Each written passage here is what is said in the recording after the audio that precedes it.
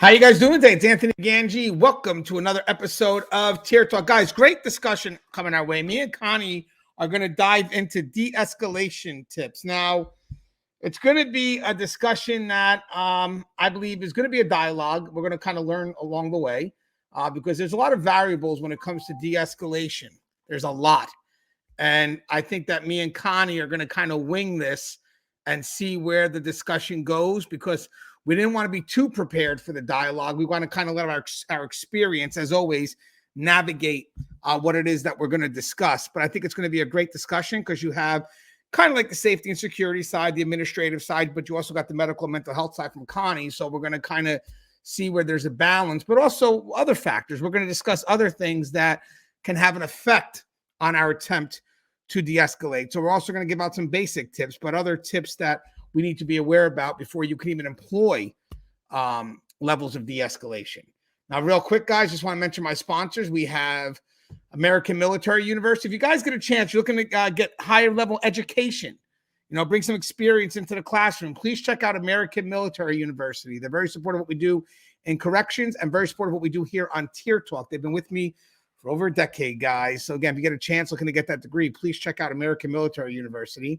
We also have Inmate Manipulation Decoded. That book is available. You can find the link to that in my description. It's on Amazon. That book is doing very well.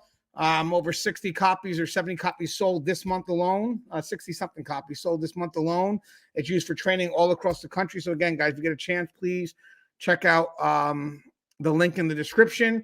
We also have Lessons Learned While Working in a Prison, My Journey from Officer to Administration. That book is starting to pick up some steam. Thank God, finally. Again, the link to that is in the description. That book's just a bunch of tips, not just from myself, but from other people that walk in different areas of the corrections profession. So if you guys get a chance, it's a good book to have. Maybe one day I can condense it more into a journal because it's a little bit of a big book, but there's a lot of practical advice there. These posters are selling well. You're overly involved with an inmate. If you guys are interested in getting a poster, it's pretty good. I forget the price. I think it's like $18, unfortunately, for one. But as you buy more, the price does lessen. You can email nassahs22@gmail.com. They have all the information. And speaking of that, since we have that email, we are doing live webinars, or no, pre-recorded webinars for now because of scheduling. Scheduling is very tough to get everybody on the same schedule. So we're pre-recording a couple of trainings that are more personal stuff that you're not going to find on this channel. And I'm also able to bring more people on that may not be willing to go on a YouTube channel, but will be willing to present their thoughts on in like a webinar format, a more private format.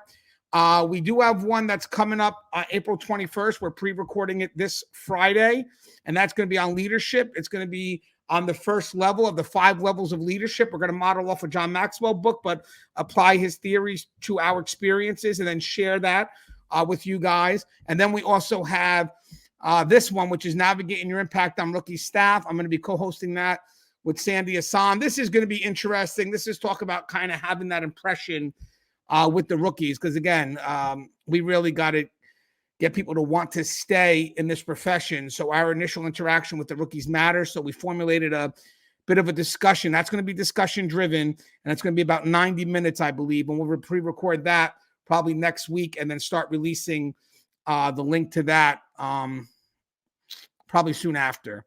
And just in case you guys got to get the email again, this is the email for the Tier Talk webinars. If you want more information, email that email right there, nassahs22@gmail.com. We've had some interest already, so the seats are limited.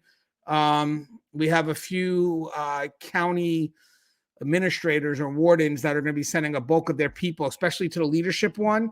And then when we announce the rookie one, I'm sure we'll have people trying to come to that as well. All right, so let me bring on Connie. Connie!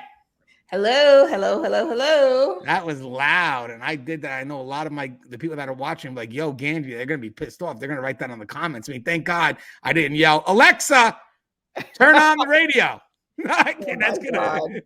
Hey, Connie, you mind introducing yourself to our audience, please? Sure. Hi, everyone. My name is Connie Alleyne. I am the founder and president of the Civilian Corrections Academy. I'm also the author of The Cage Was Her Cocoon. I come to you guys with almost 2 decades of correctional experience, starting out at Rikers, sort of evolving into Connecticut DOC and continuing to speak to and work with our correctional workforce throughout the nation. It's been quite a journey, I think, moving through with the academy and getting the academy up and going, and just seeing, when you put your all into something, seeing it really come to fruition and see how it can help other people. So it's really been a really great journey of doing this. And then, of course, being here on Tier Talk, I find myself in some of my meetings where people are like, "I know you." I'm like, I don't know you. Where do you know me from? "Oh, I've seen you on Tier Talk. I didn't realize that was you." I'm like, oh my God. So it's like a very humbling, I think it is. And, I just appreciate this journey because Gangi's kind of just been there, kind of cheerleading me along the way. And it's awesome. So that's it. I'm ready. Yeah, I'm hoping that we get to work on some bigger projects in the near future. Just, waiting for one of us to get that door, and then we could bring other people in. But it's just all we need is one. That's why we have a pretty big group of people that connect to us. Now, this is definitely a needed discussion because de-escalation is basically what departments are pushing, because basically they have to showcase that all efforts were exhausted before use of force had to be implemented. And to be honest with you, the main person that makes that decision, if de-escalation is appropriate or if use of force is needed, are the officers on the scene, the ones that are reacting.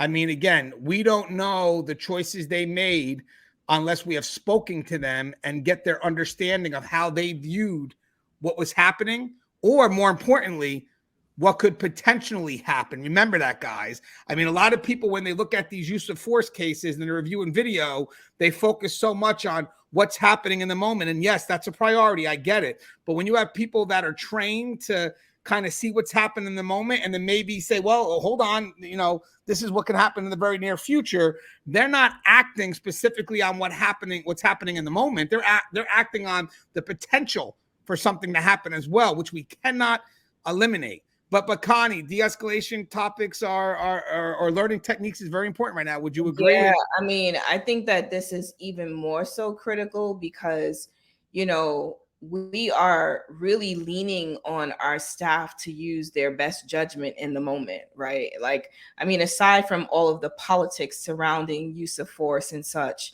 I think when we talk about de-escalation, it's understanding that individuals are taking all of their skills, right? Everything that they have amassed over their years of experience and using that to make the best decision in the moment, right? I am not of the belief that, staff are out there just trying to hurt inmates, right? So I don't believe that that's what's happening. I honestly believe that when you are on the scene, and I think, I don't want to say tempers, but temperaments, I guess, right? As people begin to get agitated or get aggressive or whatever the thing is in the moment, I believe that people are assessing all the moving parts and making a decision to commit to an action, right? And so, I think as we talk about this, we'll start to see, what are those things that come into play when someone has committed to an action because they believe this action will, de-escalate the situation. So I'm here for the discussion. Yeah, and mind you, for those that are responding to the scene, you're both reactive and preventive because the situation's fluid. It's happening now. So having said that, you are reacting, but at the same time, you're also trying to prevent.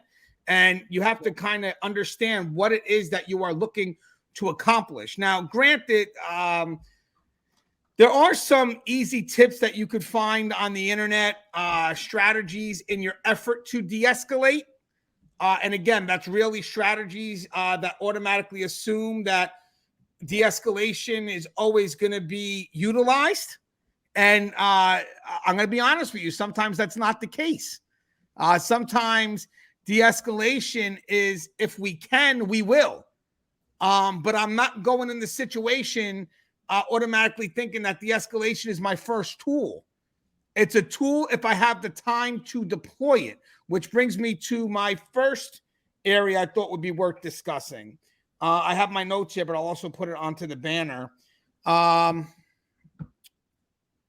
want to talk about this, Connie. Look at the concerns that can define the time frame. And in parentheses, I have normal operations, resources, the environment, the type of non-compliance that's coming your way, whether it's passive or aggressive. Again, it's not all-inclusive list, but what I mean here is look at the time frame. So one thing that I was always told is in your efforts to de-escalate, someone has to be looking at a time frame because we can't have this happen. We can't make our efforts to de-escalate last forever. One example is we have normal operations. Prison, Connie, you could real quick explain this. Prison runs on a very minute-by-minute schedule. Would you agree with that, Connie? Absolutely. I mean, we know that this is count time. We know this is med time, is medline. We know that this is, chow. There are, I think, major operational movements that we know. And then there are those things that are happening throughout the day. So I think the reality for us is that in any situation where there's a situation popping off, right? Like the reality is that we have to be mindful of those things too. Like it does come into play that we're about to go into mass movement, right? Or we're about to lock down for whatever reason. And so we may not have the luxury of time for this situation to play out for hours. Right? Now, by the way, I want to mention that doesn't mean that when I'm going in guns a-blazing. If the situation calls for it, then obviously it is what it is. But most of the time they say, hey, let's say, Connie's, acting crazy today. And I'm like, hey, Connie, listen, I got to get you from point A to point B. What's going on? And Connie's just acting wild. And it's like, well, shoot, you know what I mean? I got to run the whole prison. I got a time frame right now. This is holding us up. And as I said, guys, a minute back can truly affect the operations of a facility for the rest of the day. It could affect everything from the delivery of mess to delivery of meds to the most important thing, the counts that are being done multiple times a day. So you may look at the time frame and realize, like, I don't got enough time to go back and forth here. I'm going to make some efforts, but at the end of the day, the inmate's going to know that this is the last chance, because once we have made the decision that we are done trying to get it to de-escalate, like once let's say I've communicated with the inmate, and let's say I have someone that has a good rapport with the inmate, because I'll try to employ that, and they try to communicate, and I get medical and mental health involved, and all of a sudden we can't get this inmate to comply. It's like, okay, hey guys, I tried. These are the efforts I tried. I justified all exhaustive measures by me as a supervisor coming on the scene, finding someone that has a good rapport, that knows this inmate, bringing in mental health, bringing in medical. So two outside sources always help, because that brings it outside of custody's, what some people will consider a subjective perspective, but it makes it more objective in our efforts. I think it's not about the time frame. It's about, have I done enough to show that use of force is not what I wanted to do? And now at this point, I've exhausted these efforts, brought other parties in, the inmate still being non-compliant. Now I'm going to make the decision, because here's the thing, guys. Once the decision has been made to use force, whether it's to begin the cell extraction or begin the process, once that momentum gets going, it's going. I want people to know that it's going. So again, I made the efforts. Here it is. That effort's documented. The efforts are recorded. That would be great. Bring out the video camera, record the efforts. But again, inmate fails to comply at that point, we're going to make the effort to go in. And again, talking about the battling of the time frame. But what's your thoughts on all that, Connie? Because that's a lot. No, I think that's great, actually, to kind of lay it out there that we are exhausting all of our resources, right? Like it isn't one person steps in and they're taking full control of the situation and no one else is involved or engaged in the process, right? It's like understanding that this de-escalation process has steps to it, right? And part of that is identifying at each step, what are some of the ways that we could bring this down a notch, right? And sometimes that is, okay, now we've got medical in, we've got mental health in, this person has a rapport, he's still, or she is still not responsive to those things. And of course, there comes a point where, things do begin to accelerate, right? And so I guess for me anyway, I look at it as we're doing our best to make sure that this does not escalate any further, right? Because I think that's part of it too, right? De-escalation is one thing, but even if we can maintain it at the level where we are, that it's not getting worse, right? I think that also kind of gives us almost some hope that we could actually de-escalate it, right? That it doesn't have to shift over to like a use of force, because this hasn't escalated, right? We're still here, and that means that the inmate is still listening, right? Because I think when they're not listening and they're not engaged and they have committed to an action, that's something we also have to take into account. That, all right, the inmate's still listening, but when they've committed to an action and they're escalating, then that's when I think we are in our right to do what we need to do to de-escalate. Yeah, that's a good point. I want to re-explore that because the next topic I have is identify what has caused the escalation. That's extremely important because as you reverse engineer from that part, you have to be careful that you don't say anything that ignites. I mean, you are trying to make an effort to, bring it down, but for the most part, keep it where it's at. Yeah, we're not trying to agitate the situation. We do want to make sure that it doesn't get worse. Yeah, and I want to explore that because that was actually a very good perspective, because you're right. There's a good chance in our effort to de-escalate, if we don't know what it is, or we're just not, the right person to do it, because believe it or not, I could be the best at communication, but the inmate just doesn't like me. So therefore, for that inmate, I'm not a credible messenger.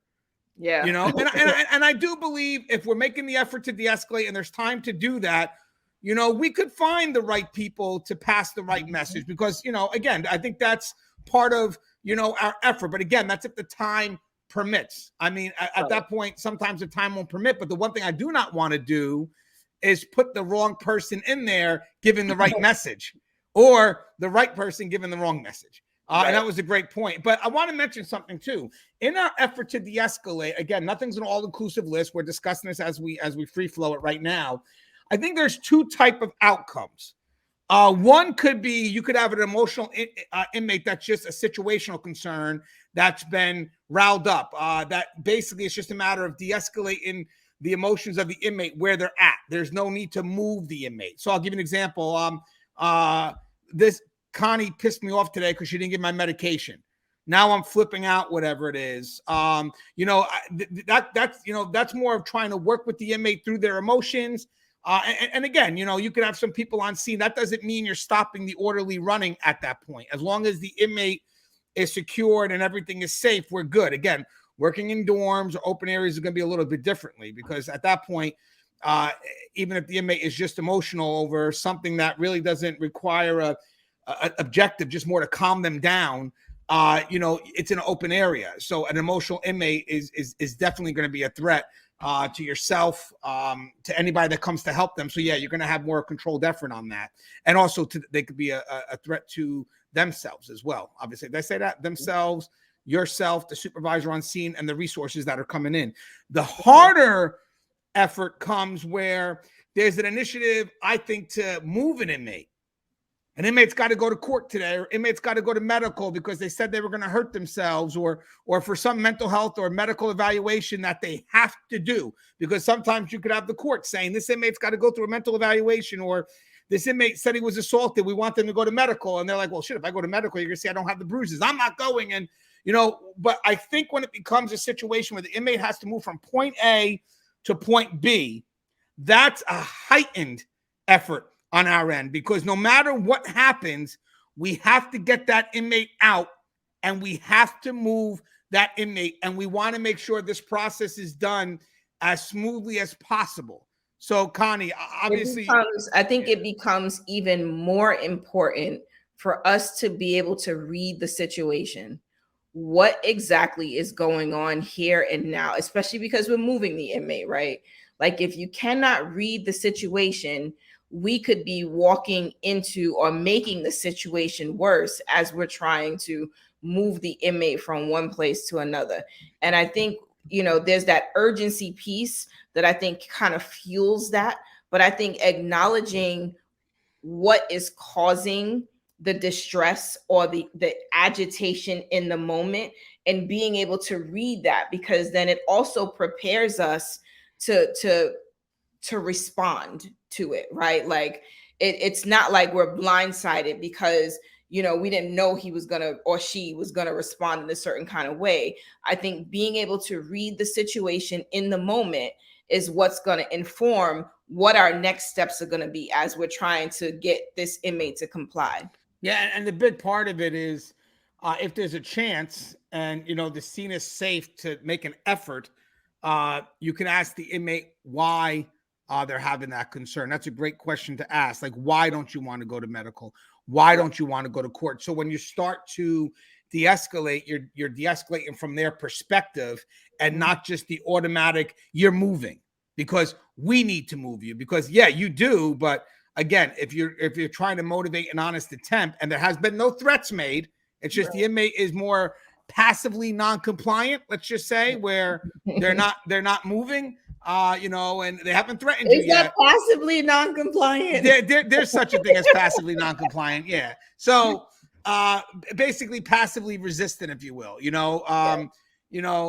but passively resistant actually requires the inmate's not attacking you, but as you're trying to kind of get them moving forward, they're kind of pushing you away. Like they're not attacking you, they're trying to walk away, but that could be passively resistant. I said passively non-compliant where they're either ignoring you or no, I'm not going. And then there's kind of walk off and it's like, okay, well, can you tell me why? And some of them will engage in the dialogue and tell you, I don't want to go to medical because when I'm there, Connie works there. I don't trust her, or I don't want to go to the courts because I know they're going to sentence me for life, and whatever it is. I mean, you have to know what the why is so you could begin your, I don't like to say the word negotiation. I'll tell you why, because yes, there is some negotiation because I just think you're mitigating through the emotions. So you're negotiating through the emotions, but you're not changing the end result. I want people to realize that. Even though you're negotiating, me and Connie were talking about this before. I know they like using the word negotiation. I know there's more of crisis intervention, but you're not giving up control. So you have to be very careful when you toss out the word negotiate, because I don't want the inmate to think that by them acting this way, there's a way for them to get out of the directive that's needed. Or even that in this moment, you and I are on the same level. Right. Which I like when you said that in the car today. Can you explore that? To me, the negotiation means that you and I are coming from a place of equal and we're going to work something out. Right. Like, and we're going to. So I think we kind of throw around like this win-win situation. Right. And I think sometimes we have to acknowledge that there's not always going to be a win-win. Right. Like, or I want to rephrase that. So I love what you're saying, but let's just say because it's still a win for the inmate, they just need to see it. Right. So even if I guess the way I would look at it is I get what you're saying. So yes, I do feel that yes, not having a negative outcome to this action they've committed to, I think is a win, right? Yes. Not going to court, if you have to go for sentencing, you may not win that, right? Like the inmate may not see that as a win because you still have to go to court, right? So I think understanding that in this space of negotiation, right, which I think I would hesitate to use that as I'm engaging with an inmate, right? I don't think it would be a negotiation. I do think I can present alternatives to what the inmate may want. But to say that I'm going to give that inmate the authority to give me demands or even to in that moment, there being an expectation that I'm going to give you what you want. Yeah. Right. Because you are making this demand, because this behavior that you're displaying is going to end up with you getting what you want. And I feel like we're not here to reward you for bad behavior. Right. Like, so if in fact there is something that the inmate wants, there's always a way for that inmate to approach in order to get something. And this bad behavior is not what we want to reward in the moment. So I would be a little more hesitant to use the word negotiation, but I do think that in this dialogue, right, hopefully there is that open communication going back and forth, and I can present some alternatives so that this doesn't escalate, right? Not so much so that the inmate gets what they want. Like my reason to committing to these actions, these purposeful actions, is very different for why the inmate is committing to their actions. Yeah, and by the way, so when we were looking at win-win, I would look at it not so much the outcome to bring them to court or whatever it is. I would look at the fact that I don't want to really use force. I want to get this inmate to comply. And at the end of the day, that's a win for me and the team. Yes, it is, guys. It is, especially when you get to the administrative level and liability comes with those extractions. And then it's a win for the inmate. We didn't use force because you're going to lose on that automatically.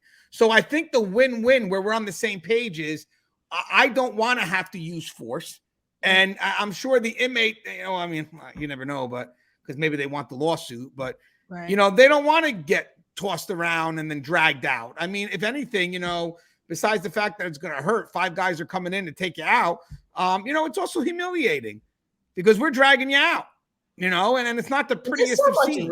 There's so much risk with every and any use of force, right? Risk to all of those involved as well as to the inmate, right? And I feel like this is really a last resort. You know what I'm saying? Yeah. And if we can de-escalate, I think people want to de-escalate. Yeah, I agree. I think that's where what you said before, where kind of identifying, or you kind of went around the thing at the very beginning, which I thought was great, identifying what has caused the escalation. I think that's key because, as you said, if you know what's going on by asking why, because it could be a simple directive. Here you are, not thinking nothing of it, and say, hey, Joe, you got to go over to the hospital. Just tell me when you're ready.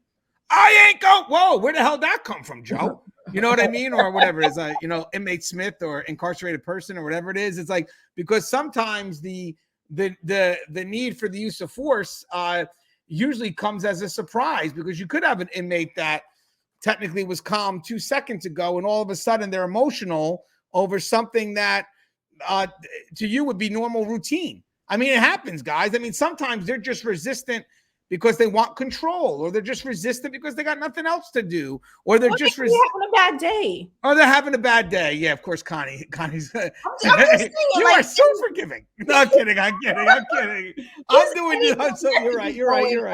You know what I'm saying? Like, I feel like sometimes, yes, there is that whole manipulative factor that comes into play. And then there's just like, I don't feel like it today. Like, I mean, how many times you don't feel like going to work today? I don't feel like dealing with this today. I don't feel like answering calls today. Like, and they're human. So it happens. But I think it's how we respond to those things, what level of aggression that we come in with, how we manage this event that's happening. And I think that's where we do need to give credit to many of our staff who tap into their interpersonal skills, who know how to go to their resources. I know this person does this. I know that person does that well. And that, I mean, I think honestly, that also pushes our staff to get to know each other, because what are you great at? You might be great at talking to someone. I'm great at making someone laugh. This one's great at, I know all the rules. Let me just break it down so the inmate knows what's going on. Like, whatever that is, or the resource you think you need in the moment to de-escalate, I think we are trusting our staff to be able to do that. Yeah, and be mindful, guys, when you're making the effort to de-escalate, you got to have your team ready. Yeah. Because again, that's where the advantage comes in. Sometimes the de-escalation could be something for us to stall in the effort to get our team ready. And if it solves, that's great. Let's bring the guy out. We're good. But if it doesn't solve, we're going in. I mean, I just got to make sure that in the de-escalation, I know some people may think time is on our side. It's really, it's not at this point, because again, there's so many factors, as we just mentioned, that add to that time frame. And the other thing I want to mention is the environment. One of the things it says here is get the agitated person away from weapons, harms, and other people. I don't think, you want to have a team ready to do that. So like if there's a chance, let's say you're dealing with an inmate that's agitated on a dorm with other inmates. I mean, I wouldn't think it's in your best interest to go in there unprepared and try to talk to the inmate. I would just literally, unless I'm already in the dorm and it's happening, then it's different. Then, if you could safely retreat, you don't want to engage. That's the one thing you definitely don't want to engage in an inmate that's highly emotional, because you don't know what triggers the inmate's going to have. And now, you're compromised. So if you can safely retreat, that would work. But if not, I would call for assistance immediately. I don't care you know, what anybody says, I would. If you got an inmate that's highly emotional and you're going to sit there and try to go back and forth with them without no barriers to protect you, that's going to be a concern because, as I said, we don't know what triggers them. Each person is their own, and you could say something that you think is really irrelevant, and then it sparks they're coming after you. And also, it's just not a good environment to employ that because there's a lot of things around that inmate, includes other inmates who are probably going to reinforce negative behavior because they're not going to want the person to comply. So it's really not a good effort to start employing all your efforts of de-escalation in an area where everything is against it. Because in the end, even if it's not about them not wanting the inmate to comply, the inmate may feel if they do comply, that can have an impact on their credibility in their dorm or in their unit, right? So now you're not only dealing with this inmate who's escalated, but you're also dealing with sort of the subculture drama that kind of comes into play from time to time. And so, I mean, we've talked about that many times, right? When you remove the inmate from other inmates, right, it's probably easier to de-escalate. Yeah. Well, one of the things, as I said, that it's up, we mentioned at the beginning was when it comes to de-escalation, you have to check the environment you're in. Does the environment allow that, or will there be a counter influence to that effort to de-escalate? Because at that point, I mean, yes, I'm not saying that, you know, you could still go, and we talked about at the beginning, and try to make an effort. But again, you know, I wouldn't give it, you know, 100% it's going to go to de-escalation because it's going to be de-escalate. It's like, no, I would just do that to buy time. And then if you could solve it, that's great. But in the process, be ready to have that team ready because the environment at this point, let's say in the middle of a dorm, is going to counter influence what your initiative is, or it has the potential to counter influence that. So again, you make the efforts. But if you're not in an area where it's safe to de-escalate, to be honest with you, you're just talking what you can just to get yourself out. That's right. What I would do.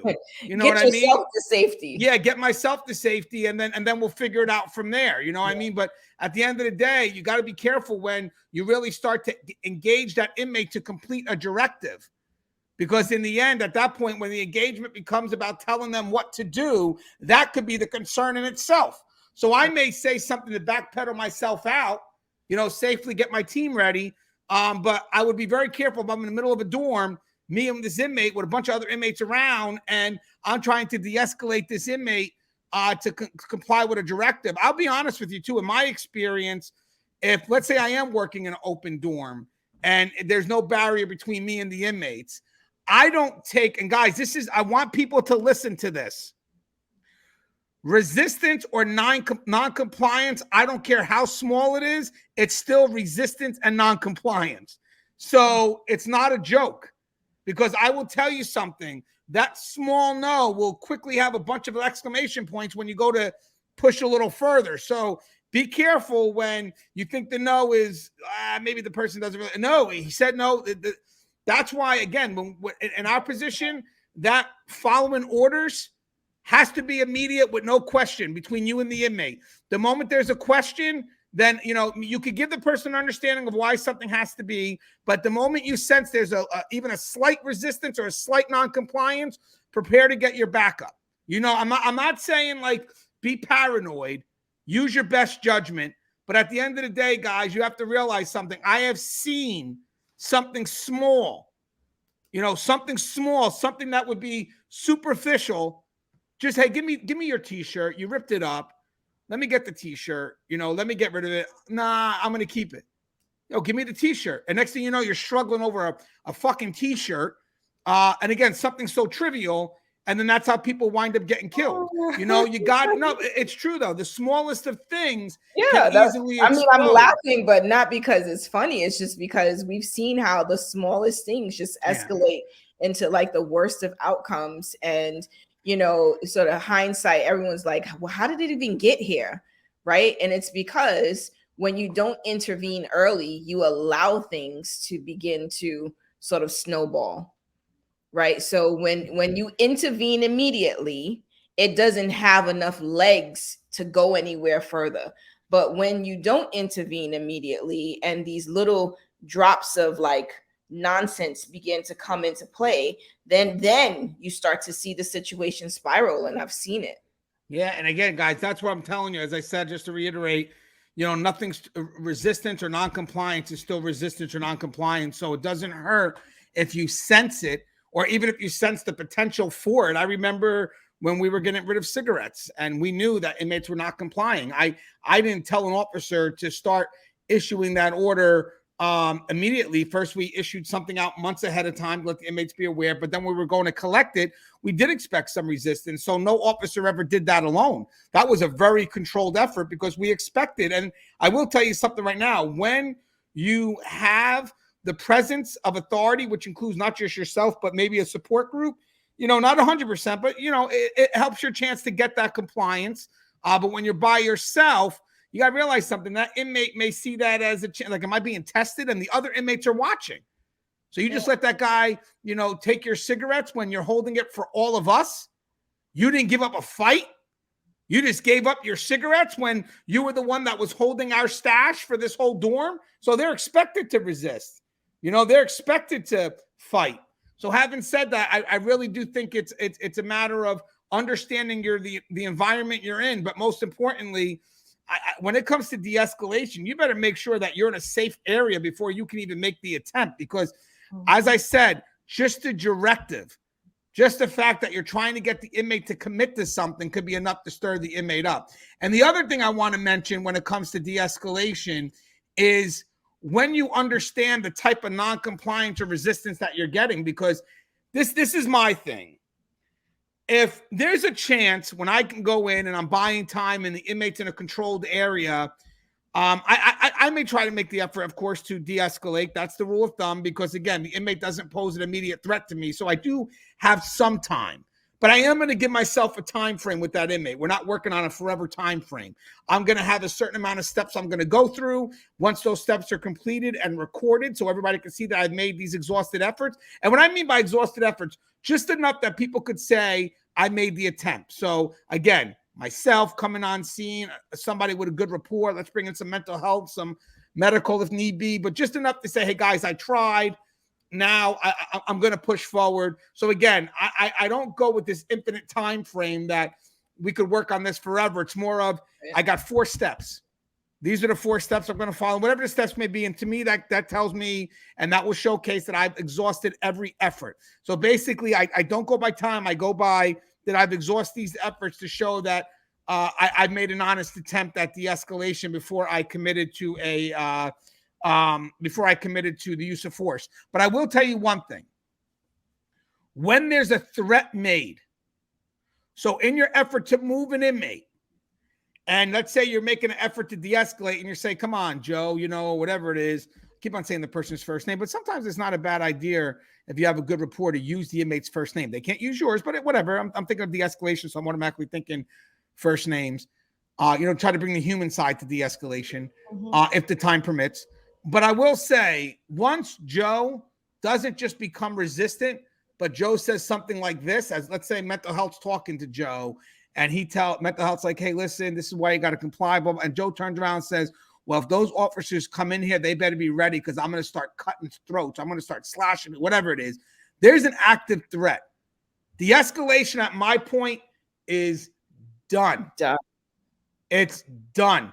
Now what I'm going to do, because here's the problem with that, is, at that point there, because he made the obvious threat, I have to prepare that this inmate can do something and play possum to some extent. I'll pretend I'm compliant. And then when they come in, I got them because now the threat was made. So at that point, I'm sorry. Hey, Joe, you kind of went out of line there. So you know what, Joe? Hey, guys, you guys saw that. We made efforts to de-escalate. The inmate has made an actual threat to myself and staff. Mental health, I need you to step aside.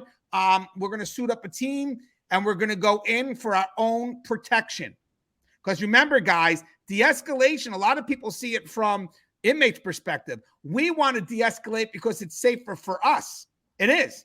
So, of course, we want it to work. But at this point, to me, once it's been said, now when those officers go in, we are going to go in aggressive because we're not going to give that inmate a chance to, follow that threat.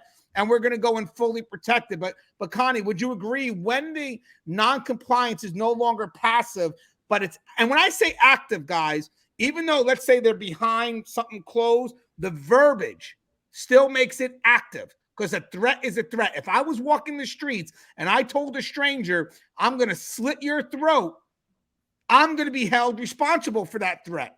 Trust me, because now it's premeditated. I'm thinking on it. So having said that, same thing here. The inmate makes the threat. Now, I'm sorry, guys. There's no de-escalation attempt anymore. I'm not going to say, well, why do you want to cut our throat, Joe? No, I'm not. Now, my number one priority is I got to get this inmate out safely for my staff, because here's the funny thing. If my staff is safe, then the inmate can come out safe. Am I lying? You can't do it the other way. Right. At this point, there is no more just a perception of a threat, right? This is not, we anticipate this is going to escalate to this thing. This is the inmate has articulated that this is where it's going. So we have to now just make sure that we are operating in a safe space, right? So that we're all going to go home safe, right? We're all going to go home whole today. Because that's not, in my mind anyway, it's no longer just a perception. Now it is, the inmate has articulated that this is what his intentions are, and we're going to respond accordingly to make sure that no one is going to get their throat slit or whatever, the threat was that the inmate made. And quite frankly, the fact that we've already exhausted whatever measures, and it's no longer in that space where things were neutral, right? It's no longer neutral. There's no more conversation that needs to happen. I think once the inmate has made it clear what their intentions are, we now have additional information to now make a better decision on what our next steps are going to be. Right. And guys, this is where we all have to be on the same page, because that's another thing. So all our efforts to de-escalate have to be recorded. You have to be able to prove it. And then when we write our reports, you also got to write in the report the efforts that you took to de-escalate, and then justify why force had to be used. And you justify it by the type of resistance that the inmate was giving you, or what they said that automatically you thought, and this is why I had to use force going in, because there was an active threat on my staff. And at this point, I had to do what's best for the safety of my staff. But you really have to be able to elaborate on the reasons behind the use of force. I know a lot of us spend a lot of time defining how we use the use of force, but please make an effort to explain why you had to use it, which at this point includes, it's the back end of your failure to de-escalate after all efforts to really make that exhausted effort. Again, bringing other people on the scene if possible. But as I also said too, don't forget, if there's a reason why force had to be used, even with the constraints of a time frame, you could say that. Someone could say, well, and you should put it in your report before people can even ask the question. That's the key. Figure if this goes to the highest level, what questions could they ask? And a lot of people on the outside will ask why, but they're also going to ask about a time frame. Well, how long were you doing this for? Okay, 20 minutes. But in the report, it clearly states these are the things that have to occur within this time frame, because at that point, these are the things that are happening. Because again, we do have a schedule to abide by. And also, let's not also forget this. We're limited resources. Mm-hmm. I don't have enough manpower or staffing to devote all resources to this one inmate. So if they're there for a few moments, I want to keep it moving, because we got the rest of the prison to run. I got to get that staff where they got to be in case another emergency breaks out. That's part of the environmental consideration, yes. Right? Good point. Yeah. So as we look at like all these moving parts, which I think on the outside looking in, many people don't understand the balancing act, right? Of whether it's a staffing issue, whether we're competing with other operational, things going on. And are we now in the midst of, say, there's another crisis, right? Here we have this intervention going on, but now we've got a code being called somewhere else. Like the prison operations and disruptions don't stop because we've got one thing happening, right? Someone has a medical code somewhere. We're hoping that, right, there's not like a fight or another threat or something somewhere else. But the amount of time that you take your resources from one place to another does leave you vulnerable in other areas of the facility. Right. And that's the key. I don't think people from the outside know that. I think when they ask the questions, that's for us to elaborate on our initial reports. Because I love when it does go to the courts and people could say, go back to the report. Because here's the funny thing, guys, even when you're in court, the more I know people say, well, don't write too much. I get it, but you could still write specifics. You know, I'm not saying to go crazy and write a novel, but you could write specifics to the person to draw from. So again, you know, when you're brought to court years later, you forget the incident, you could always say, refer to my report, refer to my report. Don't answer their question openly. Hey, what happened that day? Well, refer to my report. I wrote a report that day. Well, your report says this, then I guess that's what happened. That's what happened. Because most of the time what they do is they know what the report said, but they want to judge you based on your memory. When how many cell extractions have you done from point A to from years ago to now? You know, they blend in. I'm sorry. You're not going to remember the name of every cell extraction unless there's a reason for it to stand out. So having said that, I always tell people, what does the report say? Then that's what happened. You know, or, well, that's what I thought would happen at that time. Because again, you know, things could change. You know, there's a bigger picture as you move up and up and up, you know, and, you know, what you initially wrote on the report may not be a lie, but there could be added things to it. By the way, you can add to a report as long as it doesn't change the integrity of what it is that you wrote, because you're not seeing everything. You're seeing such a, you know, myopic perspective. But then again, when you get to see it from a higher level down, there are other things that could affect your report, but not in an effort to affect its integrity. So you can add, never be afraid to add to a report for clarity.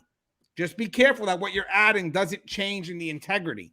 So again, the tips here was more about the employment of de-escalation. Obviously, guys, I have 5 things here. If you want to explore any one of them, these are just more of the tactical side of things. One is ensuring your body language is relaxed and in control. Make a connection and be empathetic with people. We talked about get the agitated person away from weapons, harm, and other people. Provide them with choices that empower them to comply, and speak calmly and with the right tone and use of words. Again, I want people to realize something, and I think it's something to revisit before we come to a close. I know sometimes people use the word negotiation when it comes to de-escalation, and I don't know, maybe that's a safer term for the outside because they want to try to see control shift. We don't want that. At the end of the day, the objective is the objective. So the negotiation, it has nothing to do with the end game. The end game is the end game. I mean, I may want to negotiate through your emotions, you know, if that makes sense, or mitigate those emotions. But the last thing I'm going to do is if I come in with an end game, I mean, I've done this, not in an effort to de-escalate, unfortunately, because I still have some old school in me.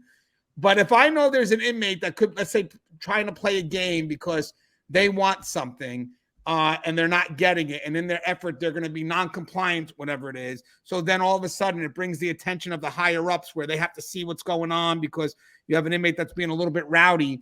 I don't like having to go down there because I think most of the time it's attention seeking. And then when you go down there, you give them what you want. So it gives them that control. So if I'm being forced to go down there, because yes, even in our levels, we could be forced to go down there. In order for me to regain control immediately, I tell the inmate what the end game already is. Okay, so I go in and say, by the way, you're not going to get A, B, and C. Having said that, what else is going on? Now they have nothing. There's nowhere they can go. You don't even know where to go from there. They don't, because the big thing is this, is when they start these scenes, you have to be wary that sometimes it's attention getting. And then you give them the attention and they figure, they like, well, you gave me the attention. That means like Connie said before, they equate attention sometimes to control. Remember that. Because if the administrator or the higher levels won't see me, I'm going to do this. And oh, here they come. And then if you get an administrator that's a little soft in their approach, or whatever, the higher supervisor that responds, they're going to do it all the time because they see this as a negotiation where they have control. But if you're a supervisor and you're saying, what's the inmate arguing about? Well, they can't get A, B, and C. Not a problem. Now that I have to go down there to deal with this guy, not a problem. Hey, it's Joe again. Fucking Joe. Hey, Joe. I know I know. Now, by the way, this is not an effort to de-escalate at all. I'm going to be honest with you, because at the end of the day, you got to be careful that in your effort to de-escalate, that you're not giving this inmate attention where they get control, where they're going to keep on doing this, because at the end of the day, they want to speak to the supervisor. They're disenfranchising the front line, because the front line is doing their job to enforce the rules. Well, I don't like what Gangi's doing. So what I'm going to do is I'm going to do this hunger strike thing, or I'm going to do this and I'm going to do that, because I know the moment I do that, up top's going to come, give me the attention I want, and then it gives me a chance to circumvent the front line. So my objective as a supervisor is, my end game is, whatever I do, I have to empower my front line, because they're going to have to deal with this guy. And also, I don't want to have to come down here every day, because one thing is, I got the officers to handle it, or my staff to handle it, but two, it's the inmates controlling me. So if the inmate controls me, guess who else they control? They control my staff. So I have to be very protective of allowing that. I don't want that to happen. So basically, yes, I don't have a problem interacting with inmates, but I also don't make myself so accessible, because if I am targeted for a game, I represent all these people underneath me. So the last thing I want to do is make myself so accessible that I get manipulated, and that controls the people that are under me. Now, with that said, I will go in, like I said, and say, hey, my man, this is the end game. So at the end of the day is, how are we going to get you there? What's your ideas? But at the end of the day, A, B, and C is not happening, or it is happening. So do you need 5 minutes to pack up your clothing? If you got to go to medical, I'll give you 5 minutes. Or when you get to medical, you want a grilled cheese sandwich? I'll give you a fucking grilled cheese sandwich. But at the end of the day, you're going to medical. Now, granted, it would suck if the end game was the grilled cheese sandwich, and then, but I got him the medicals. I have to weigh things sometimes, but yeah, Connie, listen, I think at the end of the day, you have to use the resources you have access to, right? Say that again, Connie. So if it's the grilled cheese sandwich, that's the resource I have access to gain compliance, right? To ensure that this situation is de-escalated, to ensure that we don't have an unnecessary use of force, and we don't have all this other liability that's going to come into play, right? Which is, I think, the ultimate end goal, as we're kind of, I think as you said, as you're moving up, right? And you start to see things differently, your vantage point says, every use of force, this is what we end up with, right? Whether it's an investigation that's utilizing tons of resources, right? Whether it's someone's getting hurt, so here's the liability, here's the medical, here's the workers' comp, here's now more staff off the line when we're already dealing with staffing shortages. There's that ripple effect of, if I just gave this dude a cheese sandwich and that could have made this better, I could have made this easier, this could have ended without nothing, then the cheese sandwich is justified. Yes. Okay, good. So at least we understand. Again, but you just got to make sure that, you're not giving him cheese sandwiches every time he doesn't want to move. But you're right. I mean, at that point, you're right. You have to weigh, what's the end game? I got to get this guy to medical. I want to also mention one more thing before we go. Sometimes a big part of our concerns that could agitate inmates is moving an inmate from point A to B. That always seems to be an issue. Got to go to the hospital. The inmate doesn't want to go, whatever it is. I want people to be wary of something too. Let's say medical says, hey, I need this inmate to go to to remain in our infirmary for tonight because his blood pressure is high and he has to be monitored. Okay. So we go over to the inmate and we say, hey, Joe, blood pressure's up. So we're going to have to go ahead and take you to medical. I'm not going. It may not be in our best interest to be cell extracting him either.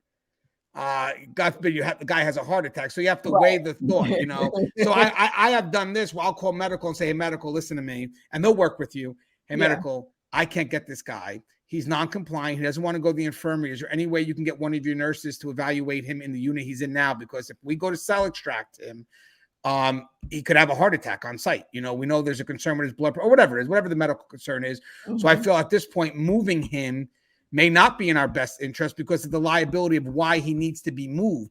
And medical will work with you because they have to, because if they say, no, we need the inmate here, we're going to... Unless there is some diagnostic tool that can't be brought into the unit. That is the only way medical may resist going down, right? So... You can get the inmate. All right. So you're right. So let me finish that. Typically, yes, medical is going to go because we don't want we don't want it to be a situation. Right. But there's something you said that's key, Connie. I don't want to overlook that. If there is something that needs to be done in the infirmary and you can't get the inmate to go, medical can come and get that inmate to sign a refusal. Right. That's So going to hold weight. we can get them to sign the refusal, right? Like, but from a medical perspective, it's more important for us to gain compliance, right? Like, Yes. if we know that this inmate has a significant medical issue that we know needs attention, it's more important for us to get him to comply, because the outcome of him not complying with treatment could be even worse, right? And so, yes, we can come down and secure the refusal. Yes, we can come down and, provide treatment or care in the unit where they're at. But if there is something that is requiring this inmate to be brought into medical or the infirmary or wherever, like, I think that's that's the space where we look at, so what are the contraindications to OC spray? Like, are there things, like, if this is going to escalate, Not right? in an infirmary. What not in the infirmary. But what I'm saying is, at this point, he's still in the unit, right? Yeah. Oh, yeah. Sorry about that. Yeah. So if there are any contraindications for us having to escalate this situation, let's plan that out now. What is that going to look like? What does medical need to do to be prepared to receive this inmate once he comes down, if that happens? Or if there has to be any interventions, right? Like, okay, will he have a heart attack? Like, we're going to assess that. And Like, Connie, you made such a good point right now, because so let's say we have a cell extraction. I actually see the cell extraction as, I know it's use of force, but it is a de-escalation technically, because you're gaining control of a non-compliant inmate.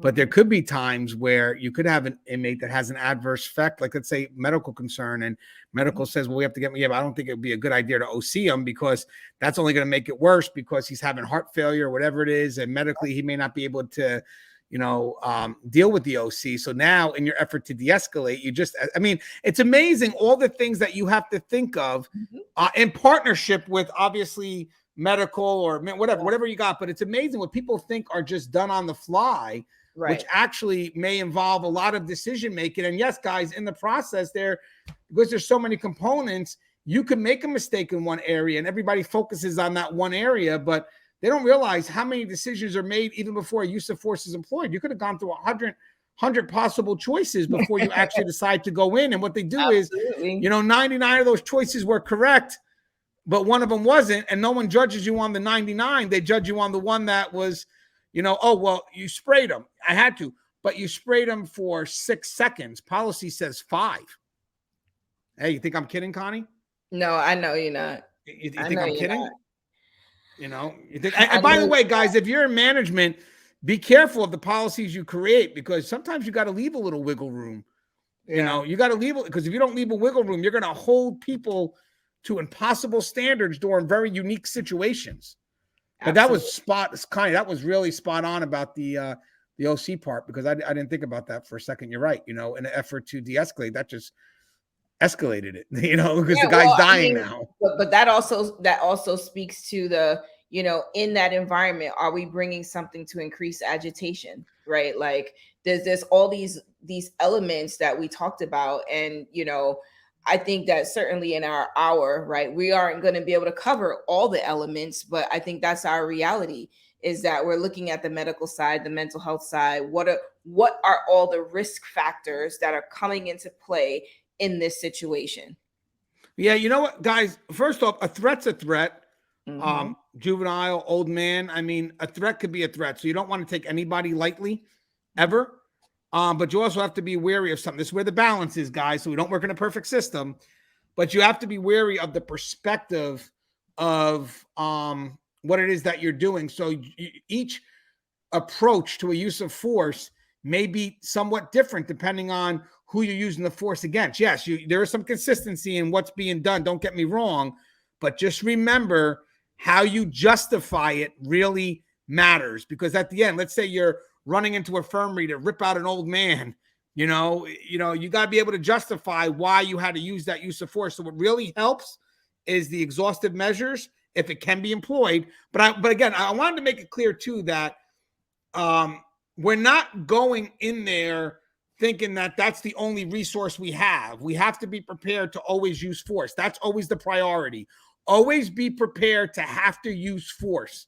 But anything outside of that is the bonus. So yes, you're going to make the effort. Don't get me wrong, to de-escalate, but always be prepared to have to use force. Don't put all your faith in, put all your effort that you can, yes, in de-escalation, but don't put all your faith in the outcome that it's going to be de-escalated. Put all your faith in the use of force if it needs to be employed, because that's the one measure where if this doesn't work, this is your fail-safe.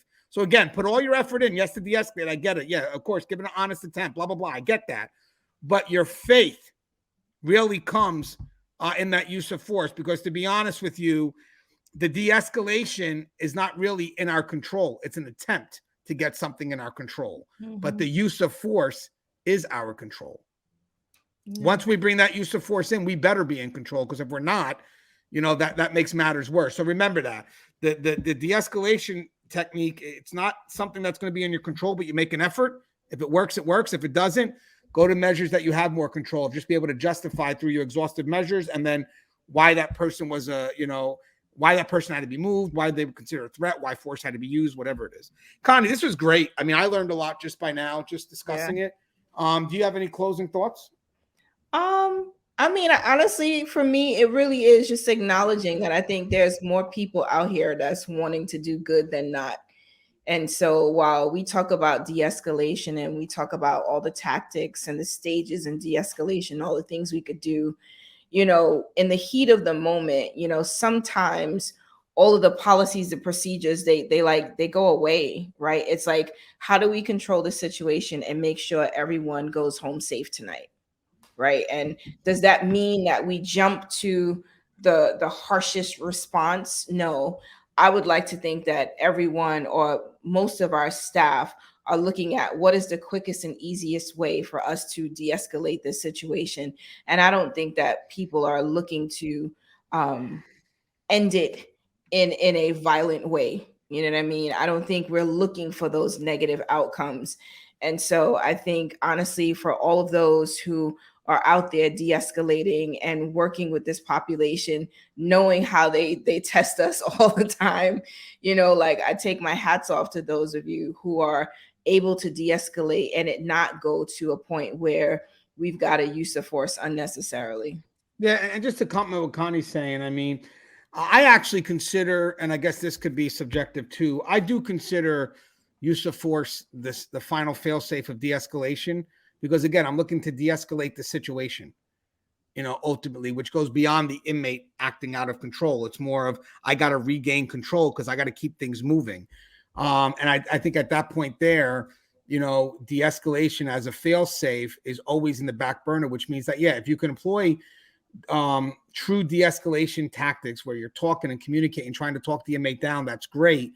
But at one point, if you can't, you're going to have to make that decision. And I've noticed something too, guys. You may have people that are afraid to initiate that use of force, and they'll stall time in their efforts to de-escalate. And I want people to be wary that only benefits the inmate. It really does, because whatever they have going, don't think that they're not thinking about what they're going to do the moment somebody comes in. I've had inmates that literally, you got a team of 5, and the inmate only threatens one of the people on the team. You know what I mean? So that officer system, they don't even know me. Why me? Yeah, hey, number 3. Yeah, number 3. Yeah, you come at me. So who cares about 1, 2, 4, and 5? So, it's like, and then you get the sergeant. It's like, well, hold on. Let me just hey, can I switch number 3 out to this person? No, I'm just coming after Ed number 3. No, you can put whoever you want in there. At this point, I'm just targeting 3. Come on, 3. So it's like, damn, what I mean? But all jokes aside, I mean, the point is de-escalation if you can, of course, but that final fail-safe is use of force. Never for a moment go against the need of use of force because you're going above and beyond in your effort to de-escalate. And what I mean by that, the communication side of things. If once that use of force is needed, like once that inmate makes a threat, I'm sorry, I'm not negotiating anymore, whatever you want to call it. Sorry, it's got to that point. I don't want people to say, like, as I said, yeah, I'm going to kill number 3. Joe, why do you want to do that?